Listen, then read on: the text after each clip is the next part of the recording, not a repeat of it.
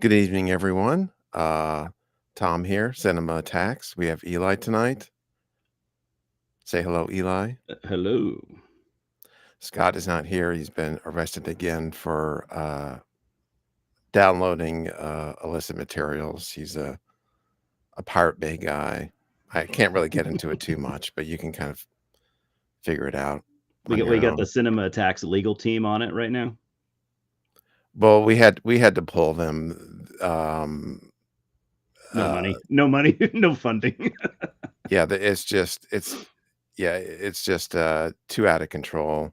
We had Yeah. to get the feds in on there and stuff. It's all a Yeah. complicated deal, but We don't need him to drag us down. yes, the conspiracy of silence. This is a good comparison, which is why I wanted to talk about the movie. I see that now. No, I don't know that I watched it. Very good pick. Yeah, it's sort of an Epstein-esque Very much so. deal, but from the late '80s, early '90s. Yeah. Yeah. Wow. What a I don't know if I was prepared for this documentary. Obviously, I knew it was going to be a little rough of a watch, but it was even more rough at times than very good, but yeah, rough documentary to watch. Yeah, we'll get We'll get into there. it later. Yeah, we don't want to bum people out right off the bat. Yeah, so I think well, I was gonna say, Eli, I think you figured out that the show link is always the same. Is that is that Oh is that how you got on? no, no! You sent me an. Is it always the same? Yeah, I think so, 'cause I Oh at shit! least so far, it doesn't have to be, but I'm keeping the Oh, same. I'm sorry. Was that how did you get it? How did you I get think you in? resent me. Didn't you resend me a new link? Oh, Yeah, but I sent it after you got in. oh, okay. You're right. I thought I clicked on the one from July 26th and it worked. So I didn't know that. Okay. Yeah. So, yeah, but I I just don't have have to to wait. because, I just have to try to remember, like, when I send the movie to also send the link at the same time. But it should always be this, at least for now, Hmm. it should be the same link. It was, and I didn't even know, even though I clicked on it. I went to my email and I just clicked the first link that I saw, and that was I didn't look at the date. But, That's yeah, funny. I literally hit send right when you showed up, You're like, what? or, like, yes, you showed up a split second, Yeah, or yeah, so yeah, yeah. James Epstein in Omaha. Yeah, you're so right. That's a great. I mean, if you want to explain it to someone in a brief sentence to get them maybe interested or whatever. yeah, and, because that movie was never released, um, Hmm. it was buried, so it's something I wanted to sort of bring out there because Yeah, I don't know that people really know about it. I assume, like, you had never heard of this thing. never. And I'm now like after watching it, I feel disappointed in myself for not maybe not myself, but bummed that it's not more widespread. You know. Yeah, uh, well, we'll We'll get get into that there. later, but, Yeah, I wanted to show this. It has that nothing band to do with sucks. what we're No, I'm talking just kidding. about. I didn't see it. Ooh, What? nah, I fucking love Demolish. How do you I say it? How do you say the name, by the way? I say Demilick. Okay, I used to say that too, and then I feel like every time I say it differently now. I say Demilick Me too. because it is, like a Dungeons& and Dragons monster. Oh, okay, I didn't know that. Well, but I don't know if that pronunciation is correct. Just because it's a D&D monster means it's pronounced a certain Well, way. that has nothing those are 2 separate ideas. I don't know, that doesn't I'm just saying that I started pronouncing it based on seeing it in, like, the D&D monster manual. That makes sense.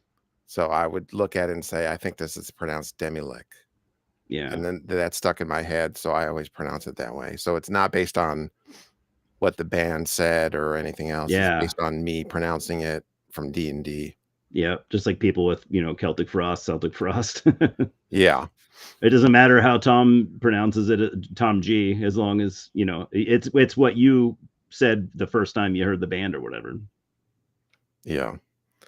And this is just basically a comp that they just reissued it. So this is originally put out in 2018. This is Svart Smart, yeah, Records.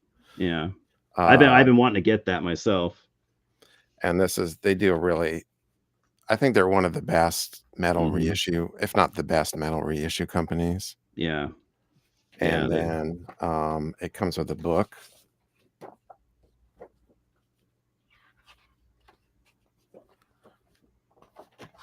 And they always, a lot of times they'll have these awesome books. Yeah. And this is basically just odds and sods. So there's like 4 demos and then A couple unreleased tracks, I think. A couple new tracks. well, it's an EP from 2006 Oh, okay. and then 4 demos. Yeah. So yeah. Probably my favorite of the Finnish death metal bands. Easily my favorite, actually.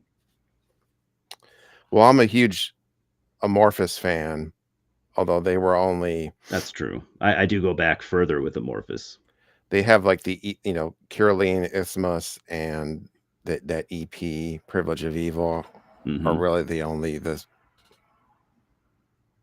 What about straight death metal. The Tales from a Thousand Lakes is like that's at true. that point like a hybrid death prog thing. That's true. Doomy a little. Doom. Um That's true. They weren't death but metal for very long. yeah, yeah, I would say like they're only Privilege of Still an Evil. awesome band. I still like them. The Amorphous overall. I like some of their newer shit too. Well, It's I very would say they're different. probably one of my favorite bands, but like Okay. they just have one EP that's I would call straight death metal. Hmm. So I don't think of them first and foremost as a death metal band. That's true. Um but so I don't know. I think that the Demigod album is my favorite if I had to pick one Finnish That's death probably my metal. second favorite. Yeah, Slumber of Sullen Eyes, and you got that Adramalek album, awesome. Oh yeah, and then the Adramelech, yeah. You got Zizma, Psychostasia. yeah. That would definitely, but to me, if you want to count Carillion Isthmus, Hmm. but it's I like would, leaning doom, like those would be my top 4 in some kind of order. yeah. Um But as I started to like more weird stuff, yeah, the Demolic took over for me, and I was like, this is just awesome. to quote George Carlin, we should fire him out of a cannon straight into a brick wall. Yeah, Simon, if we did like a pay-per-view thing, would you sign up for that? Like he would. 20 pounds and you could see Scott shot out of a cannon. Yes, yes. 20 pounds, that's probably like 800 American dollars right now. So, Yeah. Simon, please send us your currency. Yeah, the I did the vocals I had that's one part of it where they kind of grew on me. Like initially I was not a fan of the vocals and I usually don't like the frog vocals. I love But it. but Love it. Demi like the he has his own way of doing it, you Oh know. yeah, nobody else sounds like, especially for the time. But I would say the shirt you're wearing, Mortal Decay, they kind of went into that territory with those froggy vocals. I love that. I love it. I don't know. Yeah, I I love don't it. like the for yeah, Mortal Decay they The demos and stuff are. yeah, because they brought back the vocalist. So like the stuff after the first record and then the demos, they had a guy doing that sometimes does frog vocal stuff. Yeah, And I don't like that as much. I prefer the vocalist, the guy Kelly on the first album. yeah. The reason I bring that up only is because actually, recently I picked up there's a compilation of the Mortal Decay demos, and I picked it up recently, so I've been listening to it. I had never heard the demos before, just all the albums. So the demos are really cool. They're actually way better than I expected them to be.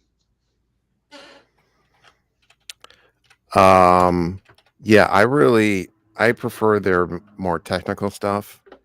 Yeah, Um, so like basically the two things I always listen to by them are just the first two albums, Sickening Erotic Fanaticism and Forensic.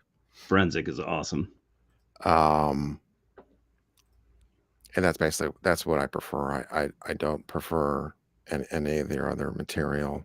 Yeah, And I think that's their more technical stuff. were they a Maryland band? I can't remember. No, they're from Probably New York or Jersey, Jersey. I Okay. think. Yeah, Um, Simon was spinning Nesmith earlier. classic. It's It's a so it's just perfect. cosmic forces at work here. Yes. Yeah, I agree.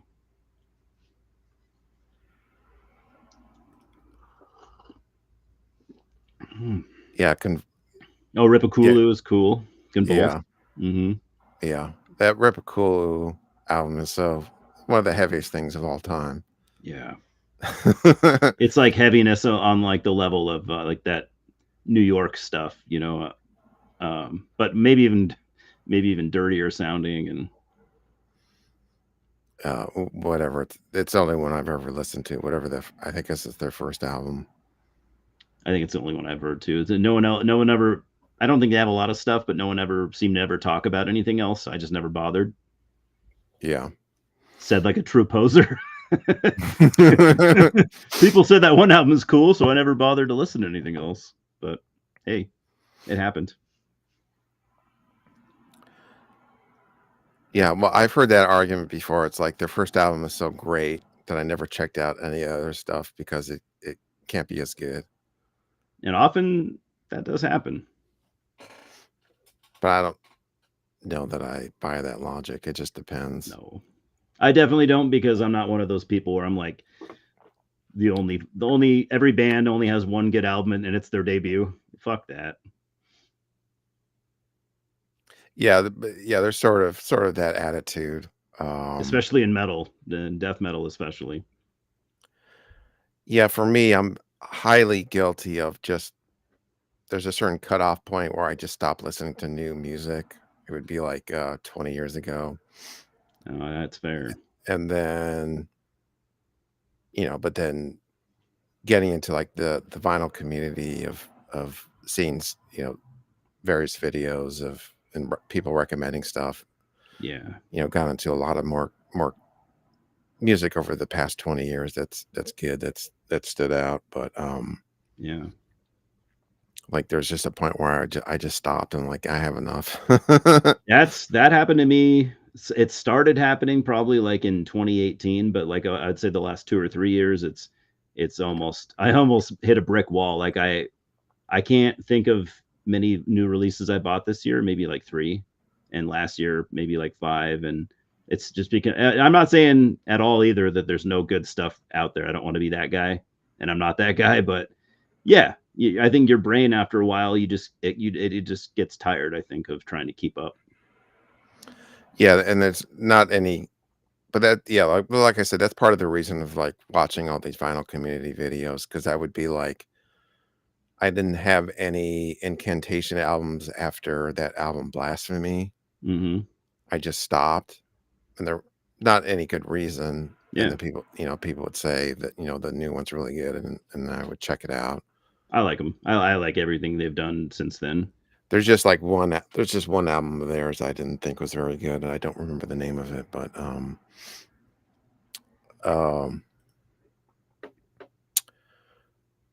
James saw the new War of the Worlds with Ice Cube. With the 0% on Rotten Tomatoes, I've heard, which is saying a lot because Rotten Tomatoes gives everything like a 99 these days. Horror, especially. Yeah, but it seems like even if a movie is truly terrible, there's always at least one critic Yeah. that's like, I gotta go against the grain. But this was Hmm. sort of I noticed that this was kind of a big talk, on Yeah. YouTube movie channels this week. Yeah. I almost watched it too because I love War of the Worlds, and I saw I was scrolling. It's on Amazon, and I was scrolling through, and obviously they're promoting it, and I was like, "Oh, I'm gonna watch this," and I almost did. Maybe I still will. I doubt it though.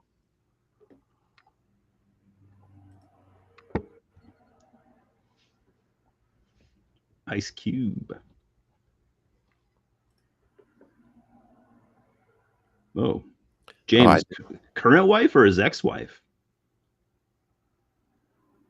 Because he got remarried like a couple of years ago. I'm assuming you're talking about his ex-wife Jill, who had she had long time health problems, and she was cool.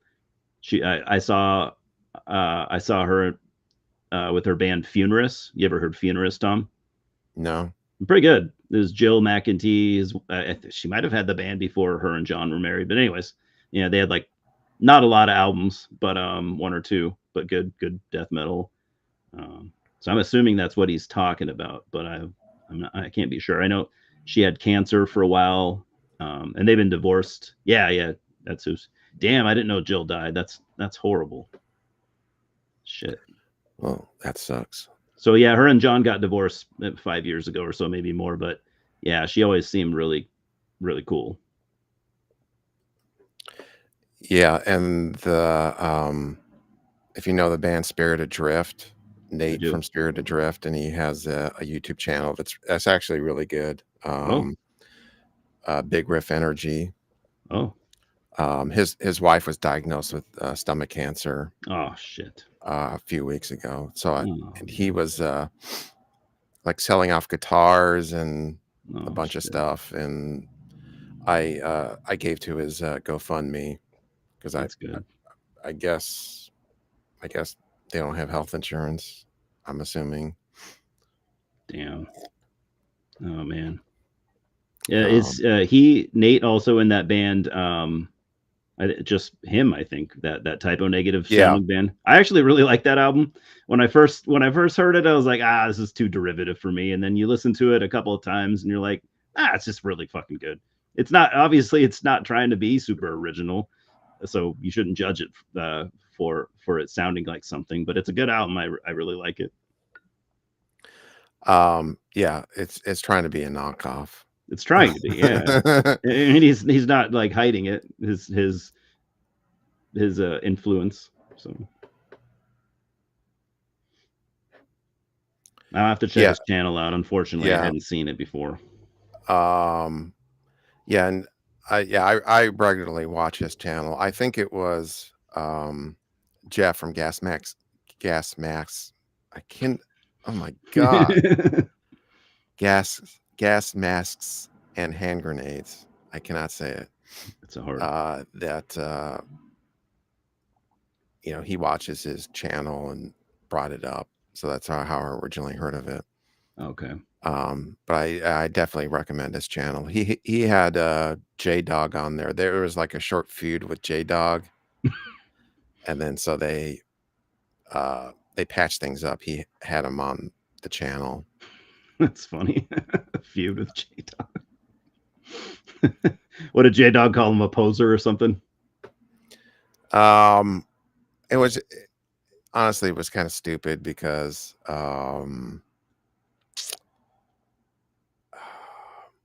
I think what was it? I think Nate reached out to J Dog to interview him or something, and um, they scheduled something, and J Dog supposedly ghosted him, Oh, and then so Nate went off on J Dog a few times and called him fake, and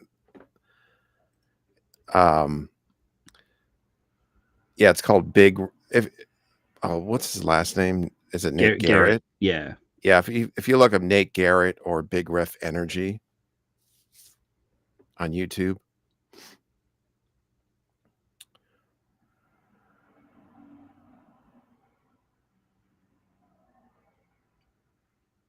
James is Oh, on it. they're doing a Deftones. Well, I'm not a Deftones guy, so that one I could skip over. Yeah, the Deftones have always been kind of hit and miss for me. Like I've never been a fan, but like I've liked a few songs, but not enough to ever want to go too far. Um, oh yeah, that's what I was bringing up. So yeah, we were talking about movie theater experiences. So if you know Goose, uh, the Brazilian YouTuber Goose69 is his channel. He had a comment about something interesting, so I just wanted to bring this up. Yeah. He said that in 1999 there was a screening of Fight Club in Sao Paulo, Brazil, and then somebody brought in it was a medical student brought in a machine gun and just started shooting people. Jesus. And yeah, I had never heard of this. Me either. When did this happen? 99. Oh, okay.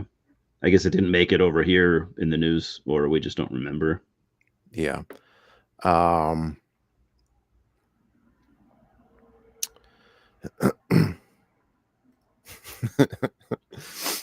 Big ref energy. um yeah, it made me think there was a big deal with Fight Club when that came out where people were saying that it's going to contribute to violence. I don't know if you remember that. I do, yeah. Yeah, I remember a lot of yeah, it's going to contribute to random violence, and it's like, I don't know, man. I don't know. I don't understand the thing about like you watching a movie and being like, "Oh shit, yeah, I want to do that. That's what I want to do." I never realized it before. Um yeah, but maybe in this case there was something to that, but I don't know about this case that much Hmm. because it could have not had anything to do with Fight Club. He could have not seen Fight Club. He just Yeah. ran into a theater and he was Hmm. insane. And apparently Goose said that he's spent 25 years in prison, but he got out um due to a mental illness claim. So I guess that was their defense, was that he was mentally ill. Well, hopefully he doesn't do it again if he's on the outside. That's all they can hope for now. Yeah, if it's like the next David Fincher movie, he does it again, then we'll know Yeah. he's just not a David Fincher fan. Yeah. Well, there have been. Yeah, that's true. If he just got out recently, I think David Fincher's working on something. I can't remember what.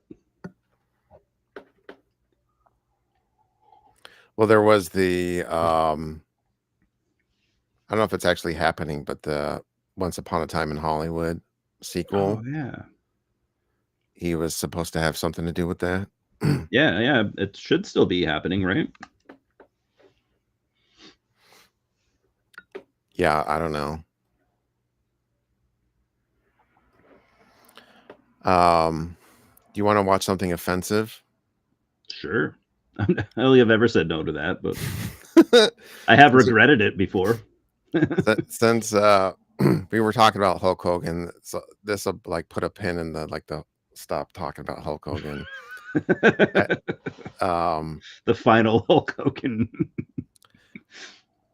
because there were a lot of people when uh he died, like they would complain if you said anything negative and that he wasn't actually a racist and all this. And I found this promo, or just a couple of pieces of this promo in his early career when he had a match with Tony Atlas. If you know who Tony Atlas is, Yeah, yeah. I remember Tony Atlas. he's an African, a very buff, very Yeah, fit African yeah, American gentleman, yeah.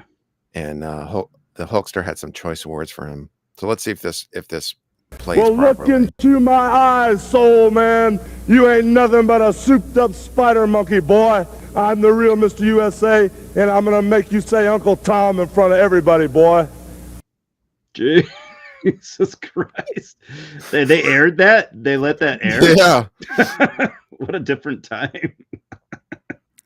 I'm gonna make you say Uncle Tom. I like to play on words. And they're like, yeah, this is okay. We could probably put this on TV. So that was in an era when these promos were all improvised. So they told Hulk was wrestling a black man, and they told him And that's just what he just came go up ahead and with. improvise. He is, in fairness, supposed to be the bad guy in this scenario, and boy, and he really leans into the boy, Yeah, he which does. is yeah, former Mr. That was pretty bad. Universe. That was pretty bad. Yeah. Well, he said Hulkamania was going to run wild. That's pretty wild. Yeah, that's about as he set the standard early on. Early on. Oh boy, yeah, I had not seen that. Oddly enough. Yeah, I'd never seen it before, either. That might pair nicely with the famous Booker T promo. Yeah. Booker T Hulk Hogan. Which is another one of the greatest all-time Mhm. promos. Especially if you watch like there's an interview video you can watch. I can't remember if it was like right after that or if it was more recent, but where he's talking about how how he was feeling right in that time, and he's like, "Yeah, I just figured I'd lost my job, and I didn't." But at the time, he's like, "Yeah, it's over. Vince is gonna fire me for that." Yeah, I hope Tony Atlas just shot on him. But I don't know that Tony Atlas was like a, wrestler in high school, or, was anything other than a bodybuilder in his previous life. But that Yeah. that would have been awesome if Tony Atlas was like a, collegiate wrestler, and just fucked him up for real. Because there's that. It's one of the best squash matches of all time. Coco Beware versus this masked jobber guy, and I can't remember if it was in Memphis or where it was, or Mid South. But Coco Beware absolutely fucked this guy up for real, and then went Poor jobber. and, like, for a second knocks him out, and then still keeps fucking him up Yeah. while he's knocked out, and then when he's pinning him, he it's one of the great pins of all time, because he's uh, pinning him like a nonchalant pin, and as he's pinning him, he just slaps him in the face. I bet the dude was probably a rag doll at that point anyway, just flopping around. I remember Coco Beware. I might have seen him live one time when I was a little kid. I can't remember for sure, but I vaguely remember that I might have seen him. But I definitely remember him on TV. This was pre WWF, so I can't remember if it was, like I said, Memphis or Mid South. But the rumor I had always heard was that jobber guy had said some racist stuff to Coco Beware before the match. That would make sense. And he's just like, I'm going to embarrass this fucking well, loser. again, it wasn't. He literally just fucked him up for real. Like, he clotheslined him for real and knocked him out. And he was just hitting him for real. So it wasn't. There's a lot of cases where, this jobber is really bad at his job, so we're gonna make him look bad, or, that sort of thing. But this was just like, I'm gonna fuck this guy up. Yeah. He was probably like, I don't even care if I get in trouble or whatever. Like, I'm gonna embarrass this douchebag. You have an interesting spelling of his name, Simon. That would be the spelling that makes sense. Yeah. On paper, I guess, when you say it out loud.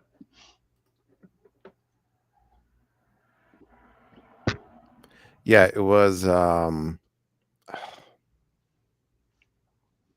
his bird. I do not remember his bird's name. His bird did have a name. Yeah. I miss the animal gimmicks, man. Yeah, Matilda, the bulldog. Oh, yes, Frankie. Yes. Frankie was his bird. Now I do wonder now if that was like a kind of like Jake's gimmick bird, or I wonder if it was his real pet. Like Jake the snake. Like, I always grew up thinking his snake was his pet, but it really wasn't. It was just a prop. And from what I've heard, those snakes were not always taken care of super well, and yeah, which sucks. But I'm a bird guy myself, so I like to think that Coco Beware's bird was his real parrot. Oh, he's just like, I'm not wrestling tonight if my parrot can't be ringside with me. He's my buddy. Yeah, yeah, calling in sick. I would do that, like, honestly, if I was a wrestler, I would be like, he's gotta be Yeah, my little friend I come to like the he's ring good. with. Yeah, and when I beat guys up, I bring Midnight out and throw him on Yeah, them on top of that the Midnight just I think scratches Midnight him. would be terrified. He would just run under the ring, You would never find him you again. know? The end of every match, you would have to pause and have the whole audience just come help you find Midnight.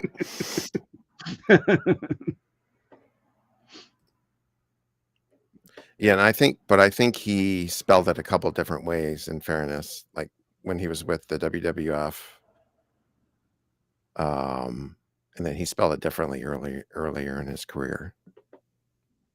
Yeah, I get wrestlers did back then. They would until they like found their niche. You know, they would always make little tweaks to their name and stuff and spelling sometimes. Yeah, It was pretty common back then. because you had, like, Terry the Hulk, Balea, Terry the Hulk Boulder, Hulk Hogan.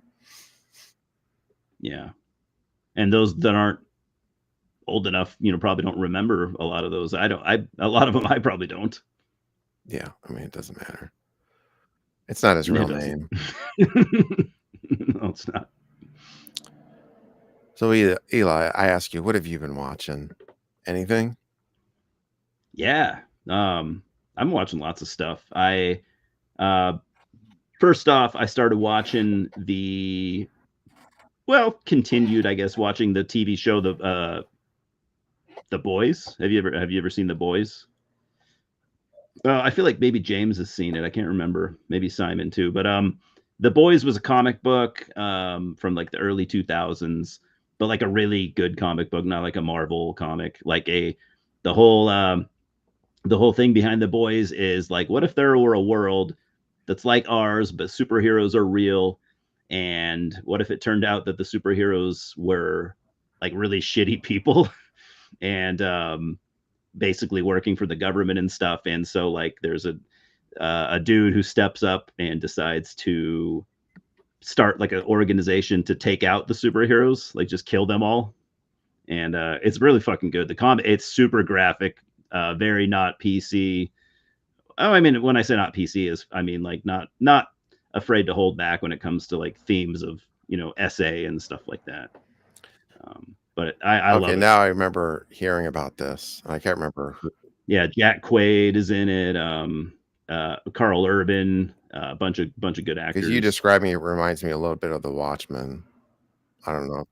I love The Watchmen too. Big Watchmen fan. Yes, so you have to fight Hornswoggle to get Midnight back. Hey man, I would you gotta do what you fuck gotta up that little guy. Tom would just kick him right in the forehead. It's over. Yeah, I would sit on him. How do you know Hornswoggle's a little scrapper though? You might have to train a little bit to take that. I would sneak in a lead pipe and hit him in the face with it. Yeah. You'd have to do something. So yeah, I started watching that, watched a couple episodes, and then I also saw in the theater, I have seen Weapons, the new Zach Krager film, which is I really, really liked. Red Letter Media just uploaded their review today. I was watching it right before this because they literally uploaded it. I like Zach Krager a lot. Did you see Barbarian? Yeah, I did like that quite a bit. I think there were some plot things maybe in the third act I had a problem with, but I yeah, me too. I like the structure of it, the sense of humor of it. Yeah. Yeah.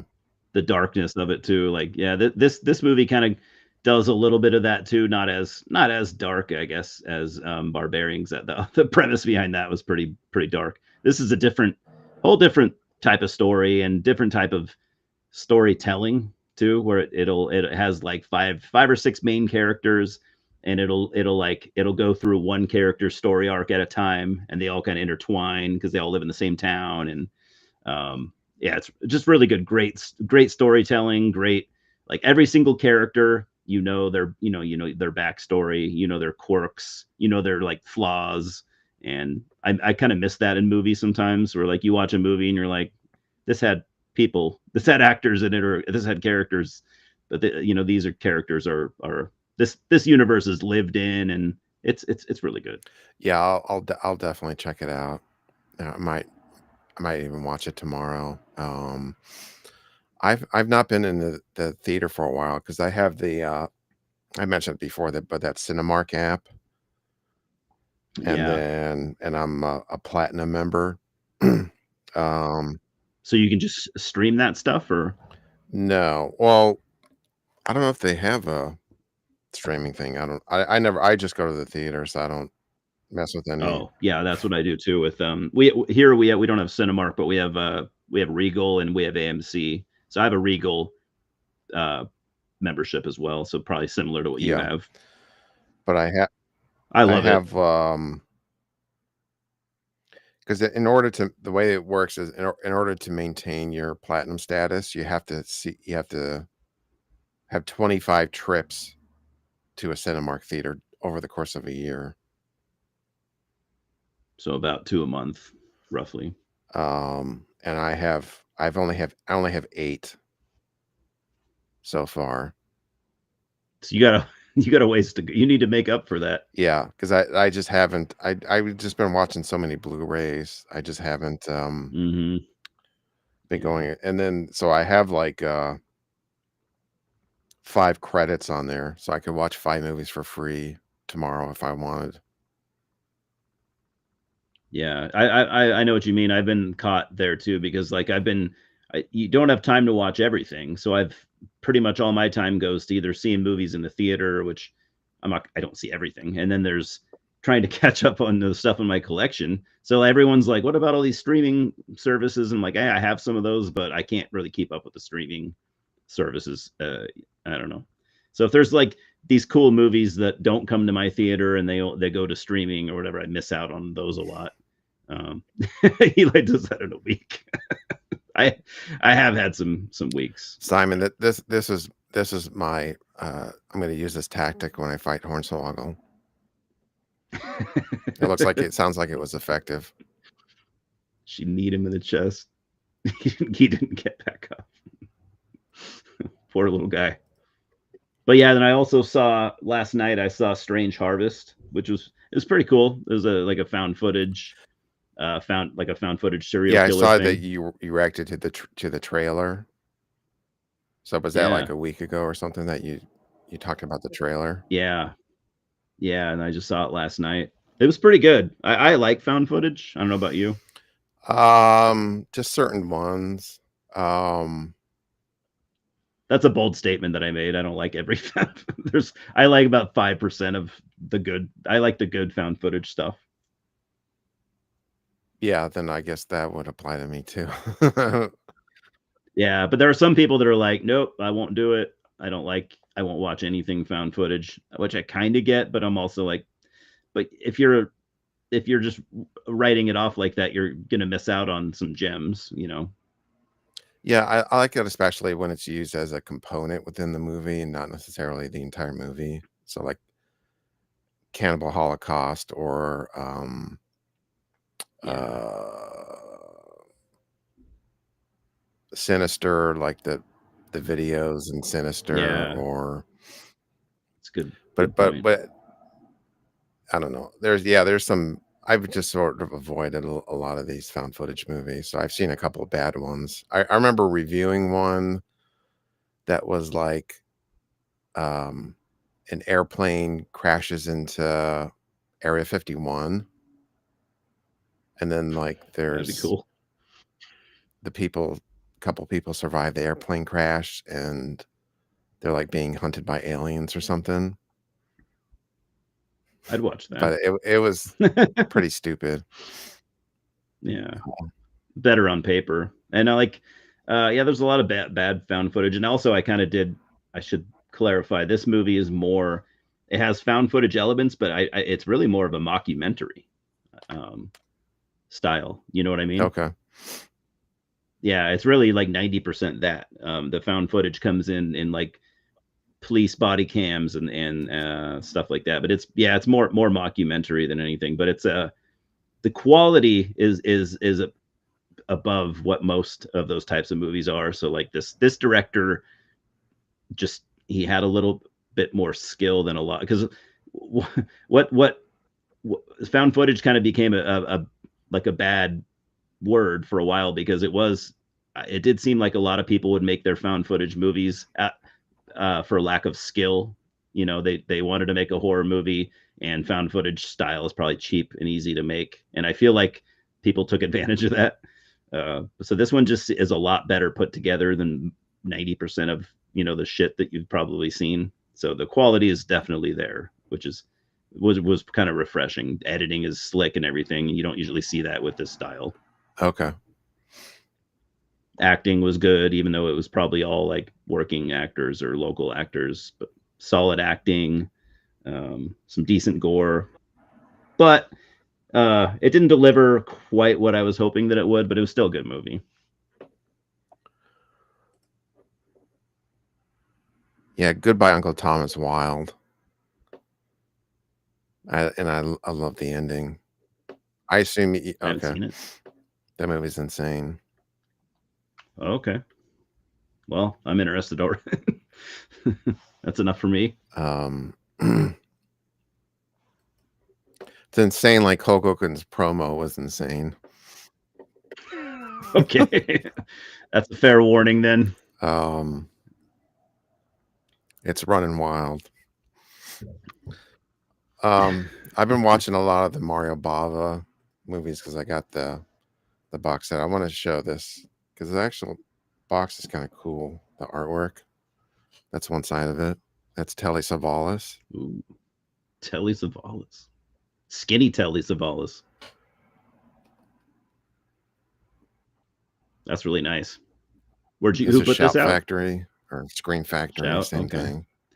Ooh, that's nice. Damn. Are there 2 Black Sundays there? No. Oh, I don't know. I thought I saw 2. Okay. I'm seeing double. There's multiple versions of Black Sunday, but this is just the full version, international version.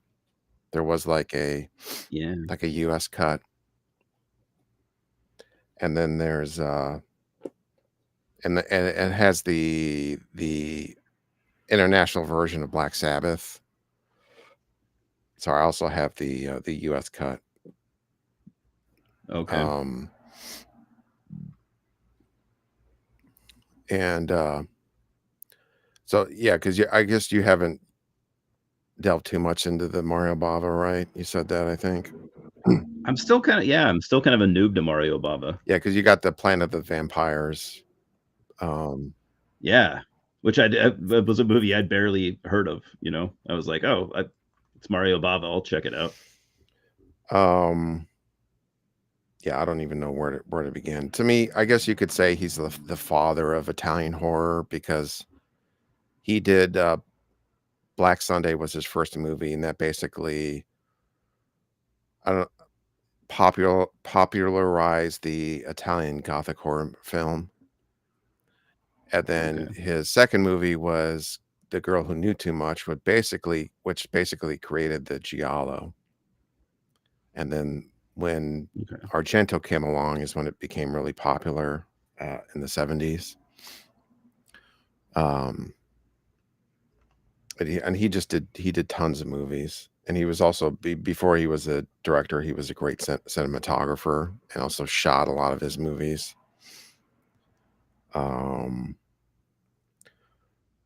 Have you seen the movie? And I only asked this because I bought it recently, but have you seen The Mask of Satan, which was his son's movie, Lamberto? No, so that's I guess that was his son remaking Black Sunday. From what I've read. I've not seen that. I know what you're talking about. Okay. So there's I don't know if it's any good or not. There's been several remakes of Black Sunday, I believe. Okay. It's just cool that it's his son. And I feel like I've seen some of Lamberto's stuff, but I can't remember what.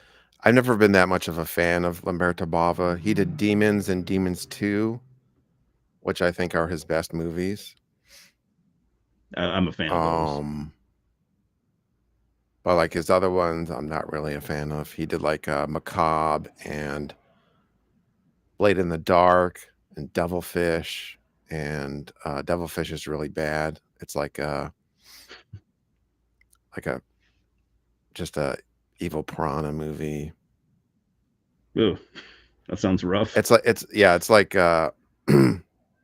Piranha 2: The Spawning, but there's only one piranha and it doesn't fly. Oh, jeez. Um, yeah, I've never been that much of a fan. I think I even prefer Demons 2 to Demons 1,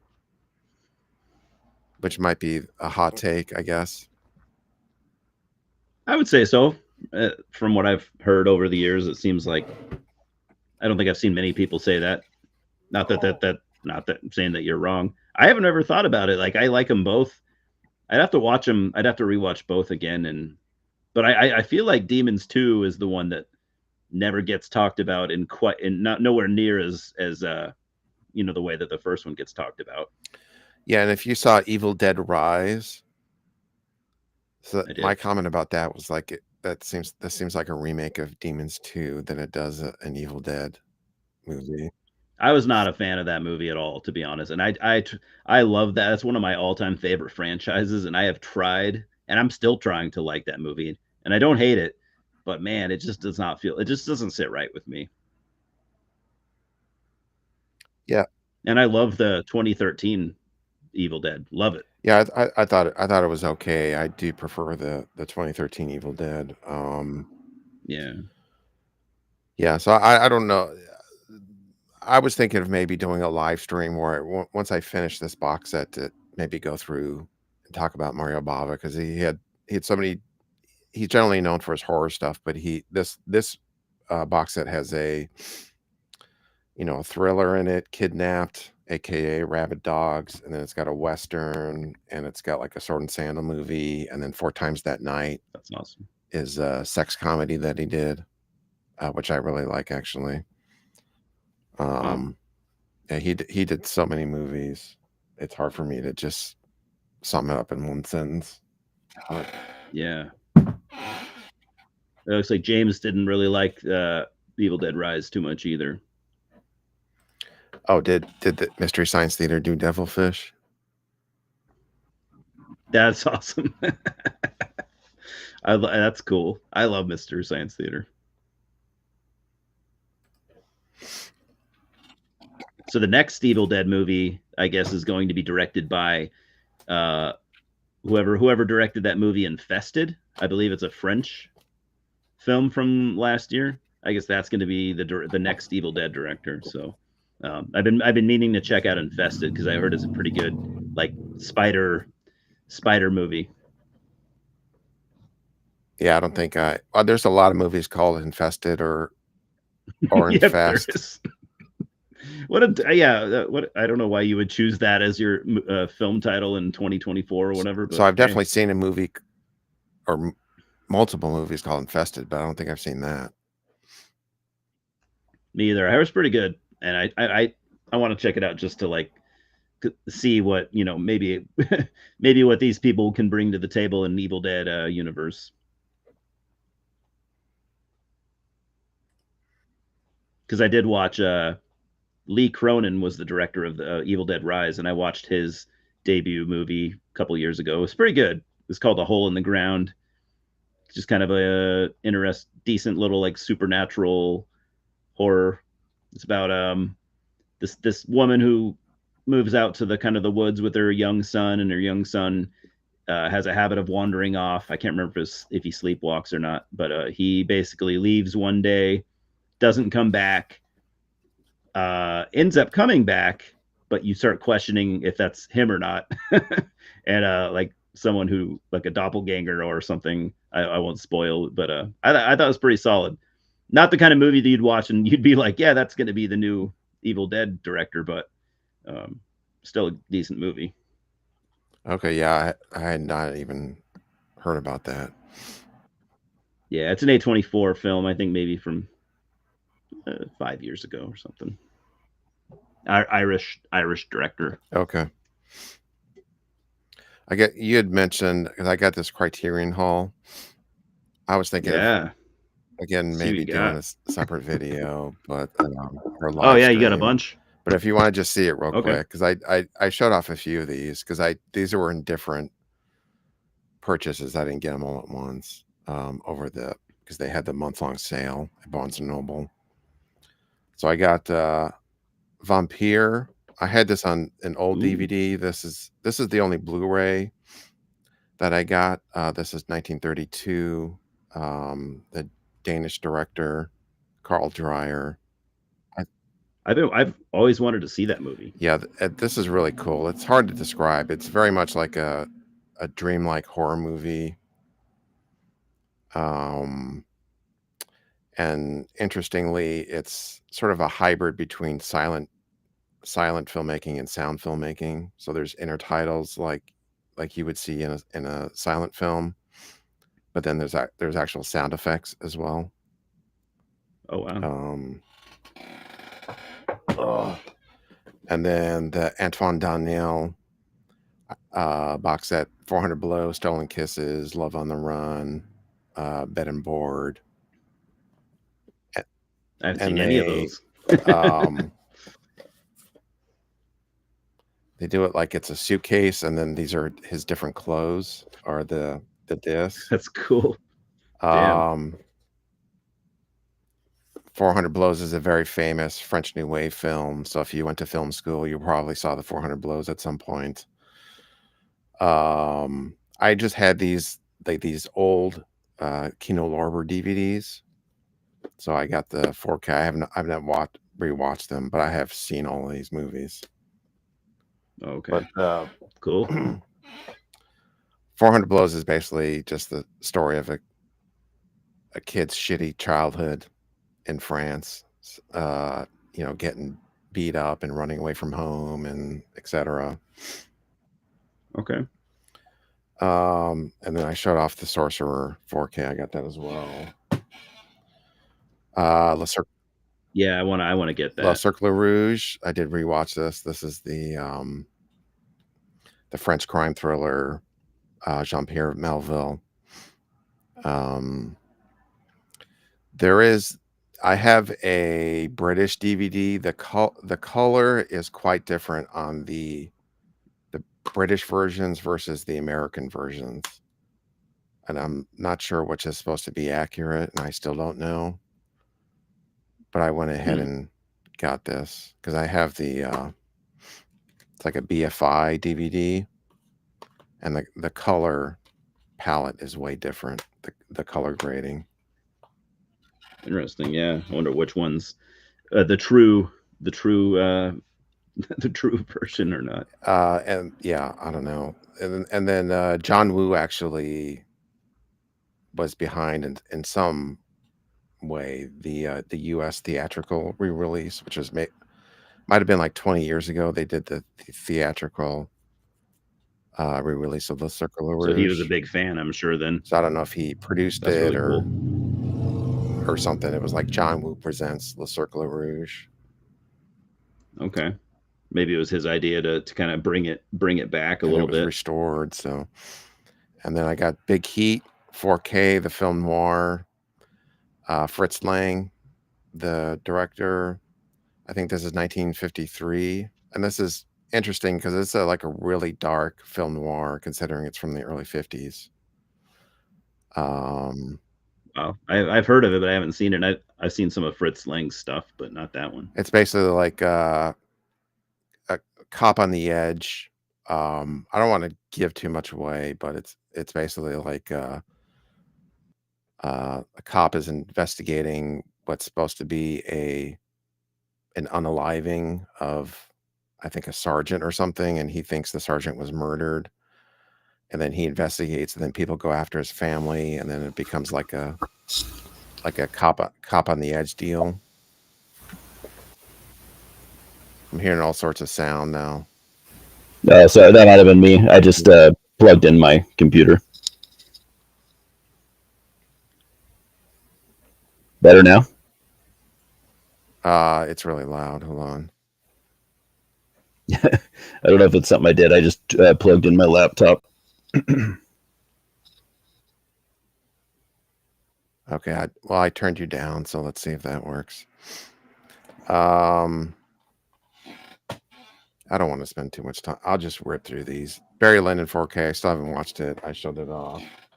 Yeah, I still What? need to see that because I've never seen Barry Lyndon. Blood Simple 4K. I want that. That's on my list too. Brazil 4K. I showed this. Wages of Fear. Yeah. Did I talk about this? The Richard Pryor JoJo Dancer. No, but I've seen that, and I was curious about it myself because I'm a big Richard Pryor fan. Yeah, now you're way distorted, Eli. Okay, let's see. 1 second. Or I'll mute you for a second. Yeah, this is really good. It's basically the life of Richard Pryor, but he directs and stars. So it's him growing up, becoming a stand-up comic, setting himself on fire, etc. And they just changed the names and locations. So, did that make sense? I have to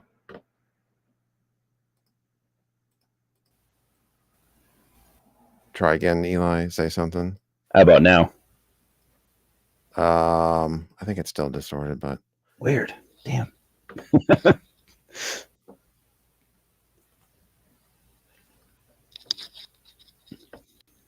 Yeah, if you just it's a Richard Pryor biopic, but starring Richard Pryor and directed by Richard Pryor.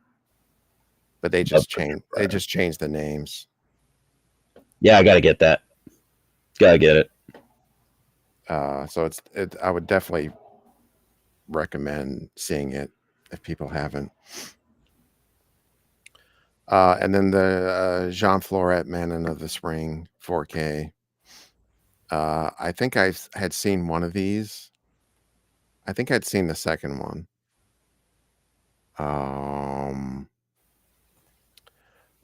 And because what's her face is naked in it. Not to be a pervert, but oh god, why can't I remember her name? Oh, Emmanuelle Béart. How do I sound now, by the way? Better?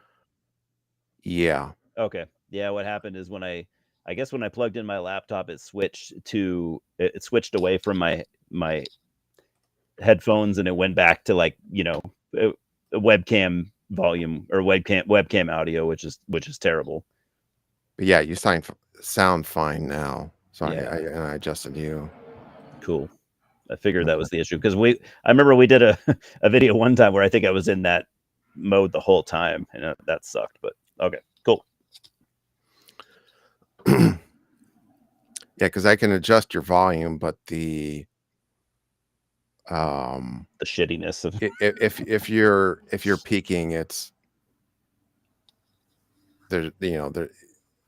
it's just peaking, but it's hard to explain. But I sounded too necro. If it's distorted, it's just distorted, but at a lower volume. Yeah, if that makes sense.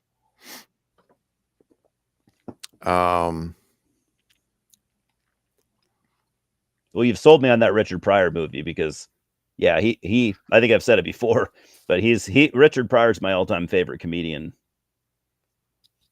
I just love the dude. Yeah, I would definitely recommend.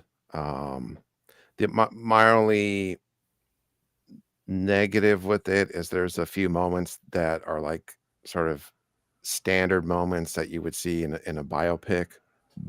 Okay.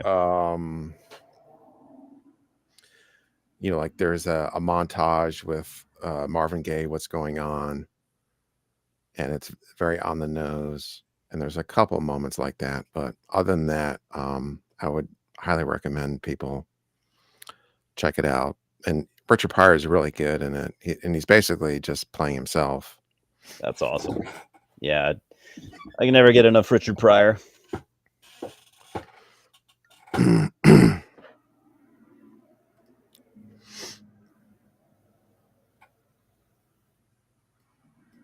Agree, James. So I guess we can talk about the conspiracy of silence. I did wanted to briefly just talk about like movie conspiracies, or if there's any things that you wanted to bring up that you've heard over the years. Yeah, Interesting because one thing I had always heard was that the Manson family, they made these snuff films, and that these snuff films are out there, and that was always a rumor. But then I tried to Google it, and nothing comes up. interesting. But was that something that you had ever heard? Not personally. I don't remember. I don't specifically remember hearing that. That'd be an interesting rabbit hole to go down, though. I'm sure. Yeah, it's probably bullshit, but I bet there's a Reddit thread or two. yeah, there's got to be a Reddit thread about it. But that was always like a conspiracy, I guess, that you know that I had always heard about. But The cool thing about pre-internet days is there's a conspiracy for everything. You know, just remember how many there was a conspiracy behind commercial made. Like there's just always, because we had so little ways back then of fact checking anybody. So it was either like this is true and we know it can be verified, or it's a conspiracy and who knows if we'll ever get to the bottom of it. So yeah, as an pre-internet times were interesting in like every conceivable way. yeah, like you just had to go find somebody to ask them, some weirdo like You're me. like, I know this one guy who knows. My buddy Tom knows everything, and I'm gonna go ask him, and I really trust what he's gonna tell me. And if your buddy spouts bullshit, then you would go regurgitate that to someone else, like, well, I got this friend who knows everything about movies. This is what he has to say about this. Or you'd be like some dude that works at the liquor store. You never remember his name, but he swears that that so and so actor was murdered and replaced by his twin brother, or some stupid thing. Yeah, that's funny you said liquor store, because I follow this guy who you know Joe Blow, right? The website Mm-hmm. and channel. I follow one of the guys that works for that network, and he mentioned the same thing about like how he's got a local liquor store like right by his house, and he goes there a lot, and he's always the guy that works there. He doesn't even know the guy's name, but the guy always is talking about movies. So they have like this movie connection, but while barely knowing each other. And yeah, similar thing where he'll come in, the guy's like, did you hear this about this? Some some movie conspiracy. It's always the liquor store guy, apparently. Yeah, but that's because I um, worked at a video store, so basically that would be like someone would come up, do you hear that so and so did this, or this happened behind the scenes, like the director was doing coke. Yeah, That's how you would just hear about all this stuff. yeah, and you'd just be like, oh no, I didn't hear that. Crazy. I'm gonna maybe believe this and maybe not believe it. So I'm going to get into the moon landing thing in a second, but I'm glad James brought this up, because this is a similar thing as that. Oh, I've heard about that. Yeah. Yeah, when you pause, 3 men and a little baby, there's a ghost, and then because there's like a baby that died at the place they were filming. Yeah. And so I had heard about this as well. Yeah, me too. I forgot. Which is funny because I watched that movie a lot growing up. I don't know about you, but I watched 3 Men and a Little Baby all the time. Loved it. But I think what it is like there's a crew guy in the shot or something. Yeah. There was some explanation, but I'd heard this of like, oh, if you pause it, you can see the ghost or something. Me too. And they died. I guess that would qualify as like an urban legend or something. Yeah, probably could. But I The other day, I saw a movie called Capricorn One, which is a movie I had heard about for a long time. It's 1978. So basically, because you've heard about Stanley Kubrick, he's the one that filmed the moon landing. Like Yep. the moon landing was fake, and then the conspiracy that Stanley Kubrick had filmed it. Yep. So basically, this Interesting. is this idea as a conspiracy thriller. So, um, like there's this moon landing operation, and then they can't go through with it. There's some technical issue, so they're going to lose funding. So they decide to fake it, and so they film it at a studio. And then one of the guys that works one of the in the control room, he thinks it's something suspicious, and he's friends with the journalist played by Elliot Gould. So he tells Elliot Gould, and then Elliot Gould investigates it, and it goes from there. So it's a, I would say, slightly comedic conspiracy thriller. And watching it, I was wondering, because people have the thing with The Shining where they have the theory that The Shining is just Stanley Kubrick's way of admitting that he filmed the moon landing or whatever that Yeah, I've theory heard is. that too. So I wonder if people got that idea from this movie. Like they saw Capricorn One and were like, or got that theory that Stanley Kubrick filmed the moon landing based on this movie, is my question. Yeah, that'd be interesting. Maybe I'll have to watch it. And I haven't seen it. I don't know the answer, because this is 1978 and The Shining came out in 1980. Yeah. So then those theories, I don't know when that started, that idea of Yeah. the Shining is about the moon landing. Yeah, me either. I know there was I think they made a movie like recently, a couple years ago, that's about like about maybe the moon landing was fake, but I think it's a comedy. But I don't know. I think there's been a lot of movies about that, to be honest, now that I think about it, or that involve the fact that some people think the moon landing was fake. Mm-hmm.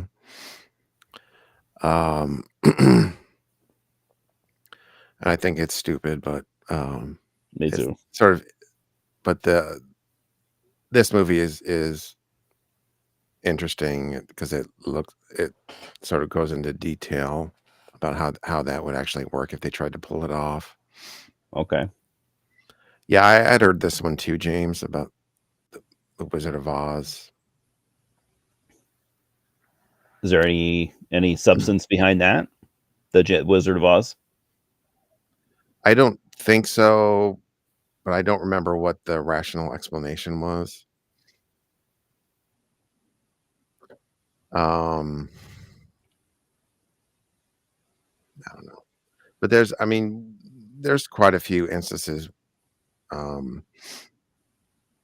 where there's just stuff in the background that they didn't want intentionally. Like there's a crew guy or a C-stand or Yeah.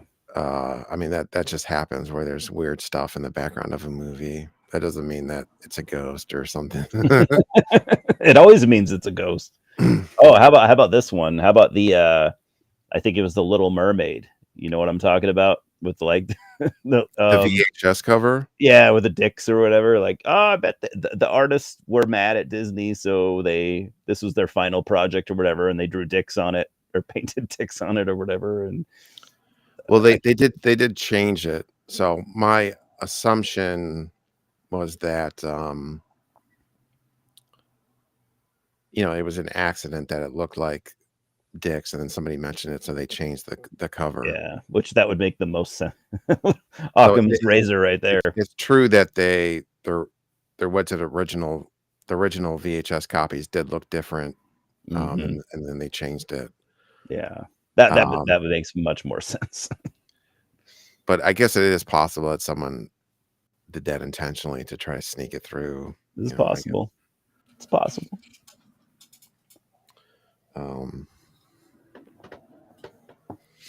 Yeah, and then I guess we can segue that into Room 237. I assume you've seen that documentary.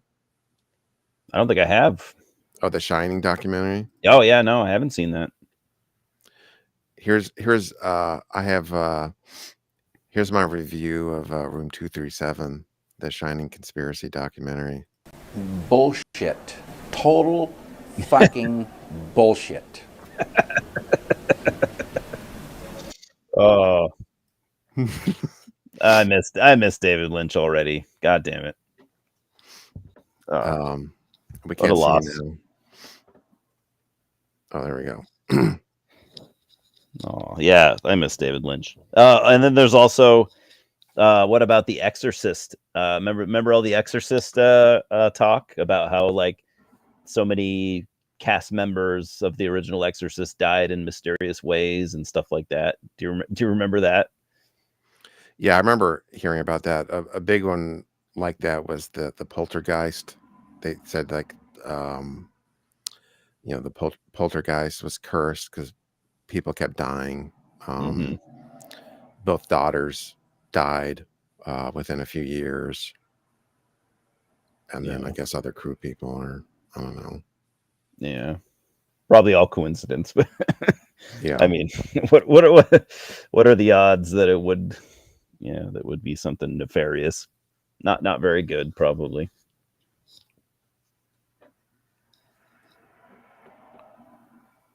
Do you have the dick? Dennis has the dick VHS Little Mermaid. That's all. Of course he would. You need to get it graded and get it in a case. Yes, and sell it for thousands of dollars. Exactly. And retire to an island. Yeah. With your thousands of dollars. Yeah, I should say. You better go somewhere where that money goes really far. Yeah.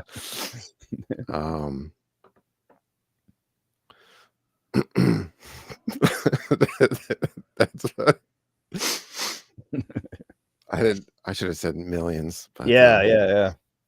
Multi-millionaire Dennis.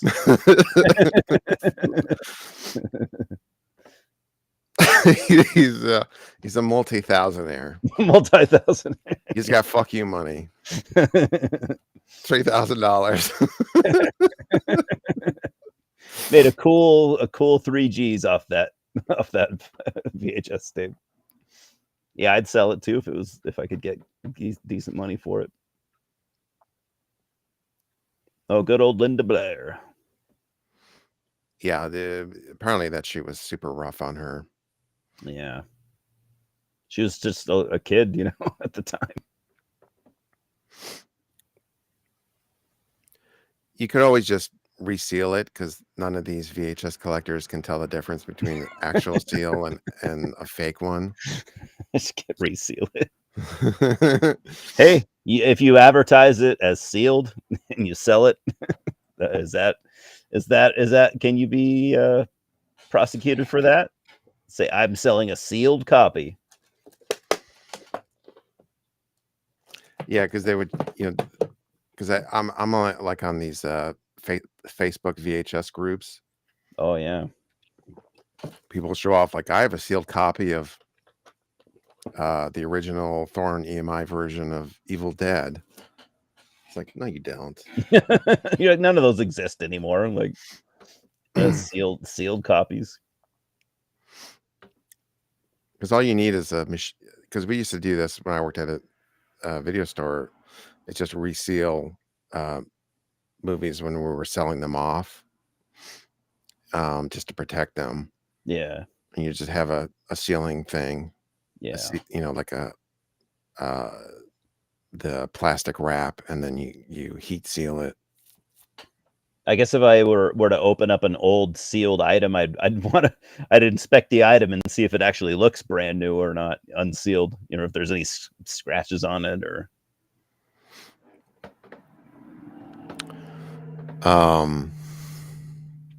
Anyways, where was I? Yeah, and also if it is actually sealed, it can be moldy inside.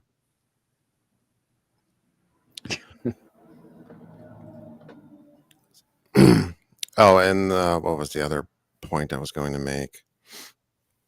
Oh, so yeah, you had asked me about JFK. Um, there's that show Autopsy on HBO. Hmm. Um, if you were you aware of that? It's just called Autopsy. No. Um, yeah, it was a really great show on HBO. Dr. Michael Baden is the host. He's one of the foremost forensic doctors, or whatever that he does autopsies, whatever the term, medical examiner, blah blah. Yeah. Um, but they did later on. I think this was 15 years ago or so. They did a special about JFK where he talked about. He, they had, I think in the 70s, they had like a special counsel, and he reviewed all of the JFK files to give his opinion on, whether there were multiple gunmen or not. And he basically he said that it was just one, um, determined that I guess there was just one gunman. But Okay. whatever that special was, the um that's what I was referring to, was that the autopsy JFK special that aired on HBO. I'll have to check that out.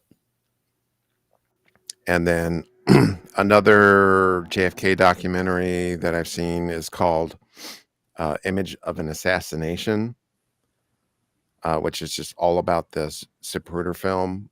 And I think it was Time magazine tracked down Zapruder and got the rights to it. And then it was later restored and digitized. So it goes through all just the very factual process of the Zapruder film, and all the technical aspects of, you know the camera and the film itself and what it shows and how it was restored.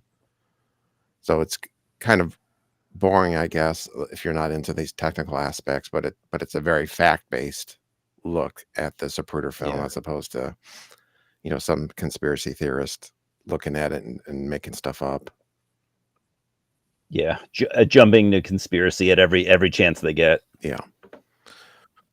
Because the conspiracy basically isn't they think the CIA killed Kennedy because he did not want either the CIA or the FBI or whatever wanted to fabricate something so we could like basically attack Cuba, is what I've heard recently. Mhm. And from what I've heard, like there is actually a lot of merit to it. They were trying to fabricate a reason to attack Cuba, and JFK was against it. He's like, no, you're not going to do that. And the next thing you know, he's dead. Yeah, I had heard that too. I don't know. There's so many theories. Oh, Yeah. I I mean, wanted. will we ever know? I don't know. I wanted to go back to, yeah. So in terms of the thing I forgot, the room 237. My Before I saw that documentary, I was introduced to the world of Shining conspiracy theorists, just based on this blog post. There was a blog post for The Shining, um, that I had seen probably in 2009. And this was my introduction to this. I just thought it was a crazy person talking about The Shining, and this was my introduction to it. So I want to show you this blog post. Give me a second, Eli. There we go. You can barely see it. I can read it. I can read it though. It's 2007, from 2007. It's called "What You May or May Not Have Seen Hidden in The Shining." And he starts it by quoting Einstein. The important thing is not to stop questioning, which I don't think in context this is what Einstein was referring to. But all right. No, probably not.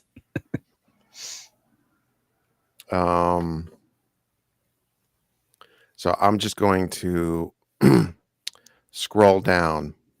We're not going to actually read this, but I want you to see how long this is. So this guy has a theory as basically he thought Stanley Kubrick had a message, a very specific message that he's trying to convey with The Shining. And so let's just scroll down and see how long this is. You ready? Oh yeah.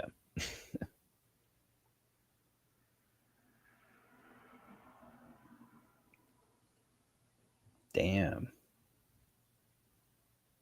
Well, you can't say this guy didn't do his homework. And then so all of that leads to the entire Some of those comments I can see were pretty good too. His final point with all of that is that the world is going to end December 24th, 2011. Oops. And this was Stanley Kubrick's way of letting people know, was to hide it in The Shining. And there you go. Well, I guess it didn't happen. That's why you never, in your conspiracy, even if you do believe in it, you never put a date. You never insert a date in there, you know? Don't put any end world time. You know, the world's gonna end in 2011. Don't do that. Just leave that part out, because that just makes you look. It discredits everything that you said when that shit doesn't happen. Yeah, because I remember just reading it like it's a blog entry. Did you follow this like as he was posting it, or did you find it later on? No, I don't remember how I just happened upon it, like, okay, this is just a guy, a fan of The Shining, right? And then so I start reading it. I'm like, okay, that's a little crazy. And then I continue to read it. And I'm like, how long is this fucking thing? And then I scroll all the way down. I'm like, yeah, I'm not reading the rest of it. But when I You're started, like, this isn't worth even the investment of my time to read all this. yeah, but when I started to read it, I just thought it was just going to be an interesting,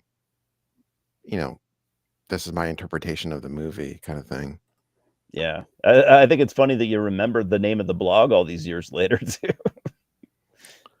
Or at least I didn't remember the name of it. I just had to Google it. I don't remember. You were able to find it, which is kind of impressive still. Yeah, I don't know how. I Googled to find it. And you're like, oh yeah, it's that same blog that I read. But this is Johnny 53 is Johnny number 5 is the blogger. I like Johnny number 5 better. And there's a bunch of comments, and I saw some funny comments as you were scrolling.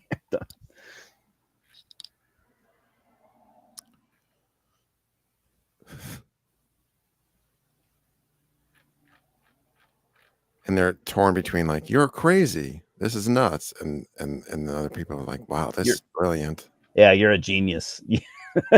You have done the Lord's work here.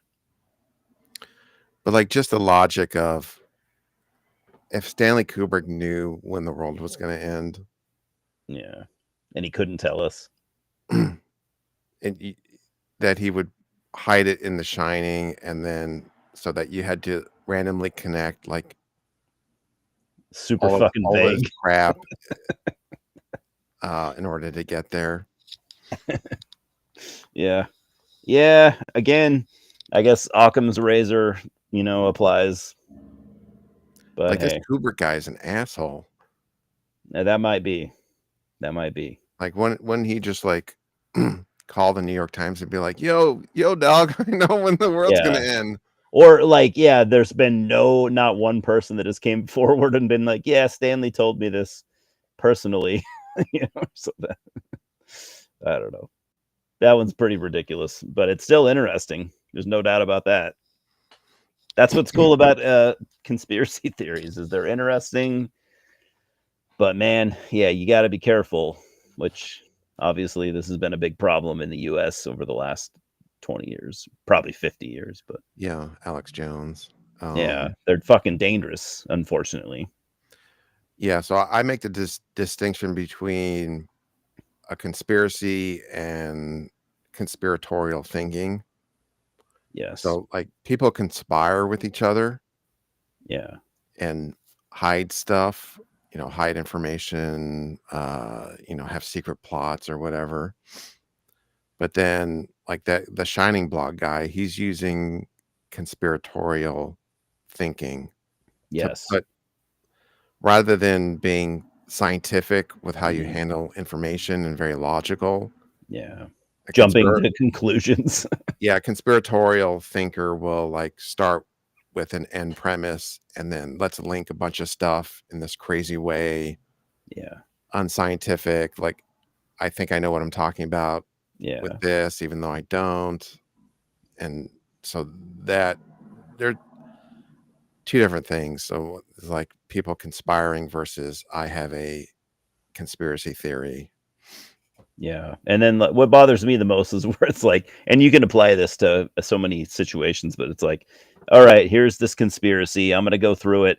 There's at least numerous spots where I have no idea what happened here or there. So I'm just going to tie them together because I want this to make sense, but that's not how shit works. You can't present anything as fact when you have a bunch of fucking loose ends, like if you have loose ends all throughout your theory, you don't have it figured out, and you shouldn't just like, we're just gonna tie these together because I like the beginning and I like the end, but like everything in the middle. I get it. I used to love conspiracy theories, and I still do, but it's like once I started to see the danger of them, I started to kind of back off a little bit. Like, not movie shit, but I mean, real life stuff where it can actually be harmful. But Yeah, I'm like pro conspiracy, reading about conspiracies and yeah. anti conspiracy theory. Mhm. Like, if that makes sense based on what I just said. Like, so I don't necessarily, like, I'll read about it. I don't necessarily need to have my own answer for what happened. Right. And this applies to also like true crime, because what people will do is like, I watched this documentary and then I have to have an answer as to who the killer is. Yeah. Even though don't I don't understand all of the stuff. Like, half the stuff in the documentary might be bullshit. Yeah. Um, But I I don't need to have an end to this story.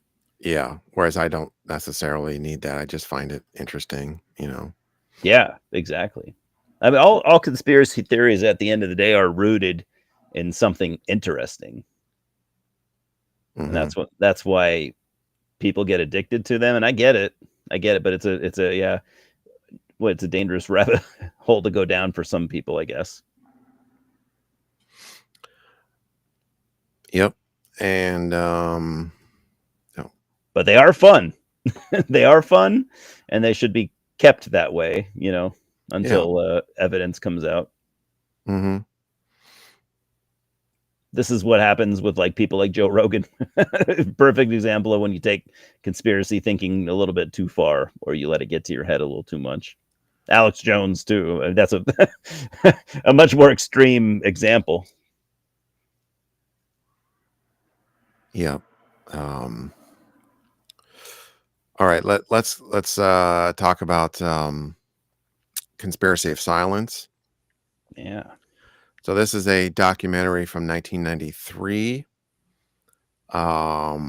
which was never released, and it exists on YouTube in a rough cut form, and it actually has temp music from Twin Peaks, which I had forgotten about Oh, is because that what that was? yeah, Oh shit. I was like stuck on the music in that movie. I'm like, what, this is really cool. What is this all about? Okay. yeah, because basically what happened was it was a British crew that made the movie, and it was at least partially funded by Discovery. and then allegedly members of Congress uh, contacted Discovery and had them destroy the movie. That was like the rumor. That's what I read too. I read that they reimbursed everyone for the cost, but And but they said not to release it. yeah, and Discovery basically ate the the the budget and then destroyed the movie, but then like a rough cut got out somehow, and that's how we were able to see it. And then I wonder how the cut the what we've seen on YouTube. I wonder where that came from. Like who had it? I wonder where the origin of it. You know what I mean? yeah, I'm not sure. I heard about this movie. I couldn't find what. I think it was a website, like a long time ago. Like at Well, there least is a website that I wonder if it's the one you saw. There's a website that they advertise at least the where I watched it on YouTube at the end. There's like, hey, here's a website you can go to that has updates and stuff on the case. no, I mean like it was like maybe 15, 20 years ago. I saw a website that mentioned this movie, Oh, okay. or a blog or something. Oh, okay. I think it was something like where they like Obscure stuff. talk about obscure movies or something, Yeah. and that's how I But had but do you originally. know about do you I know this I'm not going to jump ahead or anything, but have you checked out the website that I'm talking about where it's okay, me either. I'm going to I haven't done it yet, but there's a website you can look it up or whatever, or if you watch it on YouTube, it at the end of it it'll state the website you can go to, and will have stuff that's happened since then. So I really need to dive into that because I got questions, I guess. Yeah, so and basically the story so it is similar to the Epstein thing. Yeah. So basically this guy Lawrence King, he was a prominent Republican, and he was in charge of the Franklin Credit Union in Omaha, Nebraska. And then allegedly he had a pedo ring based around there was this um, place called Boys Town, uh, which was like a foster care type of small town in that area where they would take, foster kids or at-risk youth, and sort of raise them in that area. And actually, Charles Manson was actually one of the kids at Boys Town at one point, oddly enough. Yeah. I think they mention that in this movie? No, Oh, okay. I Never don't think mind. so. Oh, okay. You're probably right. I didn't remember. But basically, and it's also if you heard about the Penn State Jerry Sandusky thing, where he had a um, so, he was in charge of a charity basically for at-risk boys, and that was the cover. So it was sort of supposed to be like a similar thing where this boys town, it was a cover for this pedo operation, and then allegedly there King had a house in DC where he would bring politicians and high profile people uh, into these orgies and film them similar to the Epstein thing, Mm-hmm. and then use that for blackmail. Um, and anyways, so now Lawrence King, he was found guilty of embezzling $40 million from the credit union. But nobody was ever found guilty for this pedo ring except one of the girls, because there was also some girls at the boys' town. So one of the girls that testified She got 4.5 years in prison for perjury. Yeah. So then kind of the official story that came out was like the entire pedo ring thing was made up, and that this was proof, that she was convicted of perjury, that she made up her stories. Yeah, and then they're saying basically the people that were there for all this were saying that she was made an example. They use her to make to scare everyone else from coming forward, and it worked. From what Mhm. it seemed to work, because why wouldn't it? When you're a little kid or whatever, or even if you're in any age, I guess you see someone that just went to jail for testifying, you're not going to want to come forward. Yeah, and well, here I'll play this video. This is a short clip. This is John DeCamp, who was a senator that basically investigated this and wrote a book called The Franklin Cover-Up, and he's featured prominently in the documentary. And I'll try to play Every this, hopefully. victim witness who stepped forward in any way or even was a potential witness that somebody heard about has either been killed, put in jail under some theory or other, terrified or run out of the state, discredited. Every perpetrator, even the convicted ones, have been treated as conquering heroes. Obviously, the FBI was protecting something a lot more significant than a bunch of old pedophiles having improper relations with little boys. They were protecting something a lot more significant than a bunch of drug peddlers. In my opinion, they were protecting some very prominent politicians, some very powerful and wealthy individuals associated with those politicians and the political system, up to and including the highest political people in this entire country.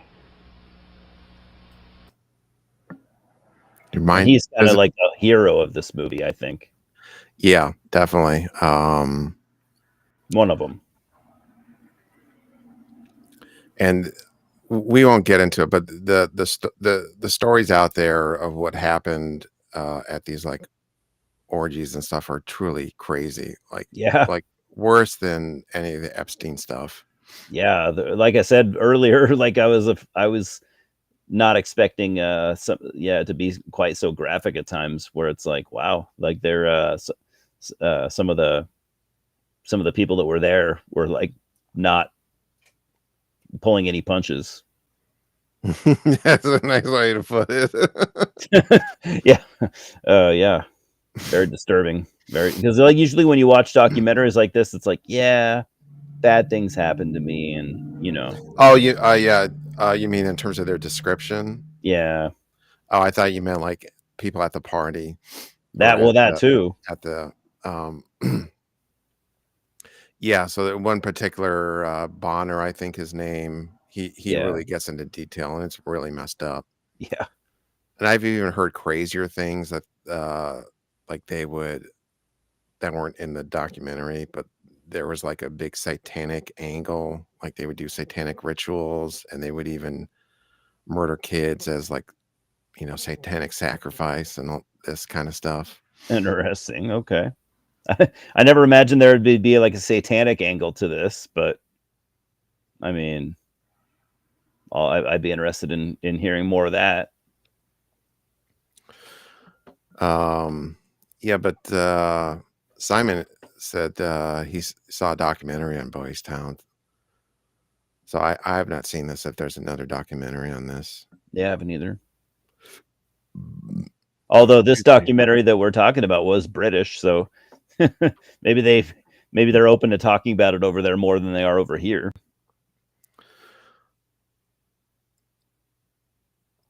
Yeah, and maybe there's an element of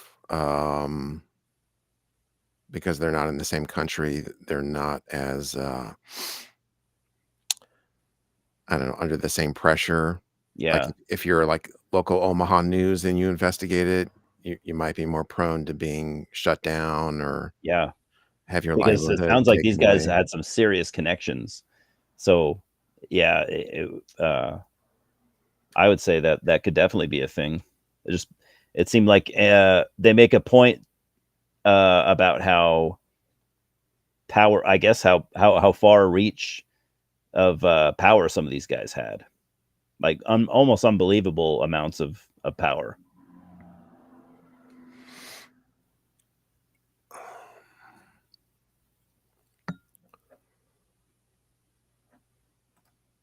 Okay.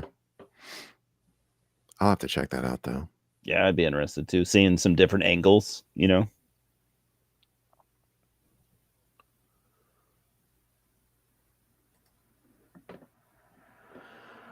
Yeah, and James brings a good point that there's no way it could be shown on regular TV. No, it's way too graphic.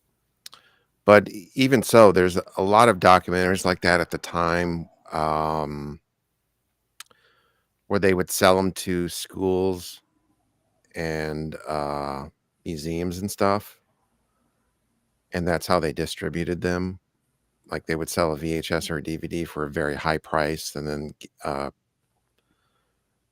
provide them screening rights so that we get shown at colleges. But allegedly it was like, I mean, theoretically, it's possible Discovery saw the rough cut and were like, "This is too graphic. We have to shut it down." Yeah, And there was no intervention. But that's just the story I heard, and the story presented in the documentary, or around the documentary, was yeah, that it was shut down from outside pressure. yeah. I mean, that's basically the claim that they make is that it was not aired because of intervention from like the U.S. government. Hmm. So both of those make sense, really, when you think about it. To me, But I guess because there are other reasons yeah, that maybe they decided not, not to, like you had the Batwoman movie where they just buried it for whatever reason.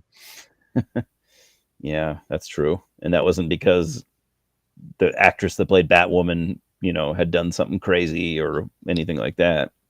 Yeah. Um,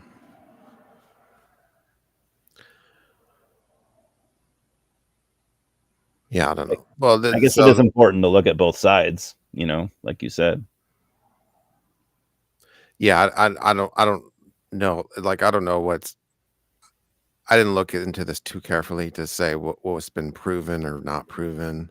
Yeah, yeah, So it's same here. possible that there's more proof out there that it was shut down. Because I don't know if that, people from Discovery had a statement on it, like why they shut it down, or, Yeah, what happened. Um,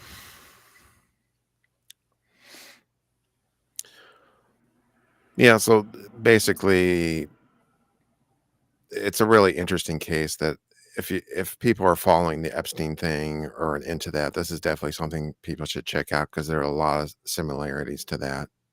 yeah. I was actually wondering, because I don't know the dates super well, I guess, but when I was watching this, so this, I was wondering if maybe Epstein even was involved in this in any way, like because a lot of these people seem so connected. I don't know if that was too early for him though, late '80s. I'm not sure what. Probably not, but um, yeah, I don't know. What do you think? Do you think? I mean, it's possible, I guess. Um, He's not named though. He's not named. It doesn't seem like he's named by anybody at all. But they did. I think they didn't really do a lot of name dropping in this documentary. When you think about it, there's a lot of like they just say a lot of these people were powerful and important. It's not like they went through and named everybody. yeah, I don't know. I guess maybe there was an implication that there were Republicans because King was a very prominent Republican, I but think they do say that. I think I want to say that some of the people, maybe some of the lawyers or something, were. I think without naming names, I think they said that a lot of the names were Republican politicians. Not trying to say anything that I believe it automatically. I'm just saying I believe Republican Party came up a number of times in the documentary. They do say in the documentary there was an orange retard running around. I don't know if that has anything to do. Yeah, that would be cool. That's probably a coincidence because there's he's not the only orange retard out there. No, you can't just assume. Well, in fairness, the hero of the story, John DeCamp, was a Republican state senator. So there's at least The lawyer guy. yes, there is at least one good one. Yeah, I really liked him. Actually, I guess I missed the part, or I've maybe missed or forgot the part where it said he was a senator. But it seemed like he's a dude with a good good moral code. I think you could say. Mm-hmm. And kind of be this maverick lawyer. Everyone else is afraid, and he's like, "Fuck that, we're coming forward."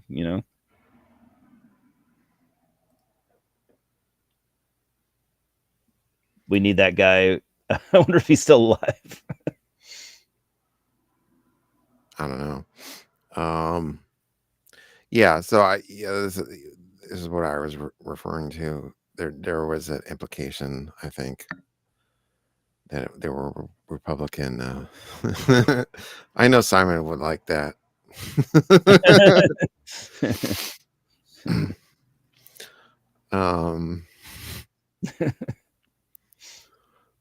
Be like, yeah, it was this sex orgy, and there was torture. The weirdest thing is just this orange retard running around. Very That was distracting. honestly the worst part of it. Very distracting. I'd be slightly less traumatized if I had That seen would that. be like, I want to join your underage torture orgy, but you got to get rid of this orange retard. Yeah, that guy right there over in the distance. I don't like him. He's ruining my boner. Yeah, no way I can get it up with that guy around. His hand gestures, and I just no way. A boner killer, mood killer. Yeah, I've seen Roger and Me, Bowling for Columbine, Fahrenheit 9/11. I saw Fahrenheit 9/11 in the theater when it came out, but I don't think I've seen a lot of his other stuff. I did too. All right. Any final thoughts on the movie?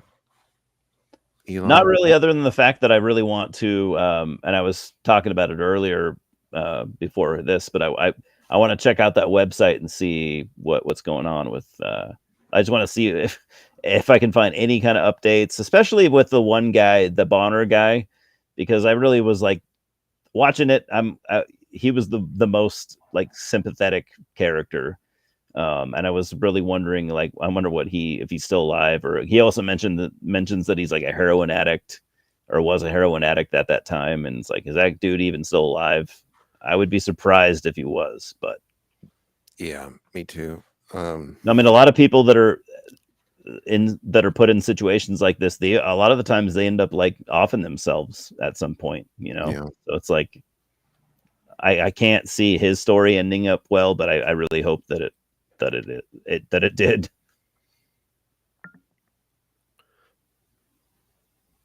Exactly.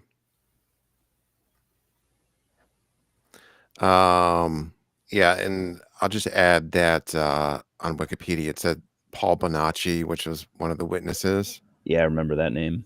He did win a civil case against King. Good. But it was a default judgment because the King never showed up.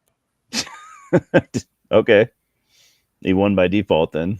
But it doesn't say any more details other than that. Did he get money, or what did he? Yeah, so I assume he got some. Yeah, he got $1 million. That's something.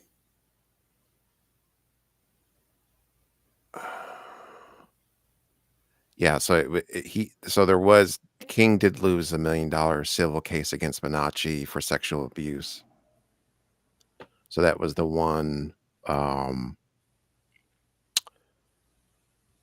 legal ruling sort of against the sex cult, I guess. But that could have been just as part of Boys Town. Like I don't know in what context the sexual assault was supposed to have occurred in the suit, or Yeah, I don't yeah, know. exactly. I wonder if like the idea that the fact that he just didn't show up at all, I wonder if that was his way of admitting to this, or just like, fuck it, I know I'm gonna lose, so why even bother? I don't know. I wonder what happened there, why he didn't show up. Yeah, there's apparently an article linked to on Wikipedia, Oh, okay. so I'm not sure. I guess it goes more into it. Well, that's good that somebody got something out of this. Yeah. All right. For next week, I think Scott's going to be back. He's going to get out of Pirate Bay jail. Yeah, Pirate Bay jail. Hopefully. They haven't tortured him to death. Yeah. Well, he enjoys torture, but the death part is going to be a problem. Yeah. Yeah. He doesn't want torture to go that far. That's Right. taking it too far. So I have a movie for next week, and it's only come out on VHS, and it's starring Ginger Lynn Allen. I think we've talked about her before. And it's Hollywood Boulevard 2. Part 2. Wow. Let me read the back. So I wanted to pick something more fun than this one. After this, yeah. This is Joe Bob Briggs, 4 stars. My kind of movie. Naked woman from outer space, exploding wind-up toy dog. 5 crash and burns. Check it out. And then this is the other in the description. It says it's a comedy, a space movie, a bimbo movie. I don't think you could advertise your movie these days and call it a bimbo movie. No, no, you couldn't. Um, Your movie would be over before it even played. Hey guys, you get into bimbo movies? We have a new bimbo movie coming out this weekend. Check it out at your local AMC. Yeah, yeah. A horror film, a love story, a war movie, a sequel. In fact, it's probably the best comedy / space / bimbo / horror / love / war / sequel film you'll ever see. Wow. That's amazing. And it says it advertises it has babes like ultra sexy Ginger Lynn Allen who can't keep their tops on no matter what. You probably couldn't say that either nowadays. Hey guys, wait till you see this new film that we've just made and we're proud of. Our lead actress can't keep her shirt on. Well, the way the sentence is constructed, because there's a parenthetical, so it's actually babes who can't keep their tops on no matter what. So all the babes. Yeah, we tried to get them to keep them on. We said, don't take your shirt off for this movie, and they just kept doing it. And that is an accurate description of the movie. I've seen it. It's not even hyperbole. Your tits are just randomly falling out for no reason. No reason. And then this is Ginger Lynn Allen's finest performance. I'm on record. If you I'll argue with Scott over this. We'll see if he has a better He might have his own personal pick. Retort. Mm-hmm. All right. Thank you everyone for showing up. Yes. He better not be. He said, I asked him specifically. Oh, they'll probably give him at least, at the worst case scenario, probably jail release or work release or whatever they call it. Oh, you mean out of prison? Yeah. He'll be on the show because yeah, he's the Ginger Lynn Allen expert. Yeah. So we need him for the historical context. Yeah, Tom has already emailed the prison. It's for the good of the race, of the species, that Scott comes out and is allowed to at least do this. We don't care if you send him back afterwards, but just we need him for this time. Yeah, so yeah, it's a work release thing. Yeah, So doing God's work. yeah, God's work meaning talking about titties. That's his profession. He's the best at it. Yeah. So that's why we need him on work release. This is like an 80s movie, you know, where they go to release the guy from prison that's been there for decades because no one else can do what they need him to do. That's right. Like the Rock with the Sean Connery, you know, he's been in prison for 20 years or whatever, and then they release him for this one final mission. Yeah, and then Hollywood Boulevard 2 is basically just a spoof airplane-y parody of making B movies. Cool. I like that. So I think it's actually funny. Cool. Well, I'm good. I'm down with that. Not just because some of these titty comedies are not actually funny. Yeah, they're not actually well written in any way. But this actually has one-liners and jokes that are funny. Yeah, that's awesome. And maybe I'll rewatch this, and it'll inspire me to watch that new Naked Gun. It might. We'll talk more about that next week. Because I actually forgot that I did see the Naked Gun movie. Oh, you did? Okay. Well, I'll try to watch it. Yeah, I thought it was pretty decent. Okay, yeah, because that trailer did not sell me at all, but then the reviews have been pretty good for the most part that I've seen. Yeah, it's worth a watch, I think.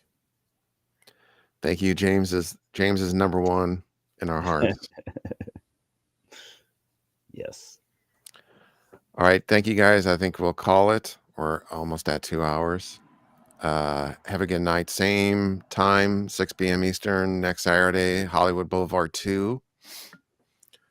And we'll bullshit before we talk about the movie, as usual. Thank you. Have an awesome night. Thank you, Eli, for actually showing up, unlike some other people. Yeah. Disappointed. All right.